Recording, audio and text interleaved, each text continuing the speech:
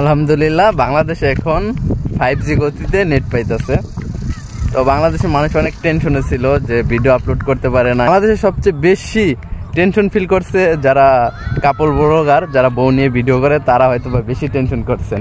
কারণ একটাই, তারা এই জায়গাতে যে ইনকামটা পায় ওই ইনকামটা দিয়ে ফ্যামিলি চালায়।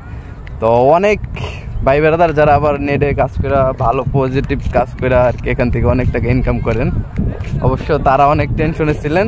তো টেনশনটা দূর হয়েছে। এখন বাংলাদেশের অবস্থা মোটামুটি আলহামদুলিল্লাহ ভালো, এবং কি সবাই মোটামুটি নেটে কথা বলতে পারতেছে এবং কি ফেসবুকে আইসা ভিডিও আপলোড করতে পারতেছে। তো কিছুক্ষণ আগেই দেখলাম সবার মোটামুটি ভিডিও আপলোড দেখলাম, দেখেই বুঝতে পারলাম যে 5G গতিতে বাংলাদেশে নেট চলতেছে। আর আমি সবচেয়ে বেশি কাদেরকে নিয়ে টেনশন করছি জানেন?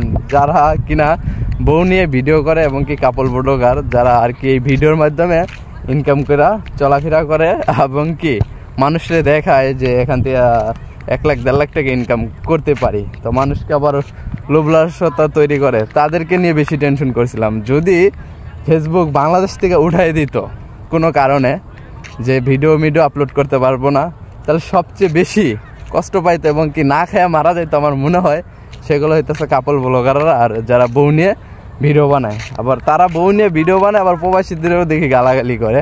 তো আমার এই বিষয়ে কোনো দুঃখ নাই, এই বিষয় নিয়ে আমি কথা বলতে চাই নাই, কিন্তু তাদেরকে নিয়ে আমি বেশি টেনশনও করছি যে তাদের কী অবস্থা হইব যদি বাংলাদেশে ফেসবুক না দেয়।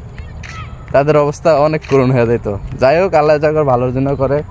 এখন বর্তমান বাংলাদেশে সবাই মোটামুটি ভিডিও আপলোড করতে পারবো, সবাই ফেসবুকে এসে কাজ করতেছে। তো সবাই করুক, যারাই কন্টেন্ট ক্রিয়েটর আছেন বাংলাদেশেও, যারা বিশেষ করে বউ নিয়ে ভিডিও করেন, তাদের উদ্দেশ্যে বলতেছি ভাই ফেসবুকে আসেন, ভালো ভিডিও কন্টেন্ট তৈরি করেন, ভালো ভিডিও আপলোড করেন। আপনার ভিডিও দেখা মানুষ যাতে গালাগালি না করে। কারণ দেখেন অনেক মানুষ আছে যে বাংলাদেশ নেট না দেওয়ার কারণে খুশি হয়ে গেছিলো যে ফেসবুকে ভিডিও আপলোড দিতে না পারলে যাতে যারা বউ নিয়ে ব্যবসা করে তারা যাতে ভিডিওগুলো না ছাড়তে পারে। যদি বাংলাদেশে ফেসবুক না দেয় তাহলে তারা ভিডিও ছাড়তে পারবো না। তো অনেক মানুষ করলাম খুশিতে ছিল, অনেক মানুষের ঘুমও ভালো হয়েছে।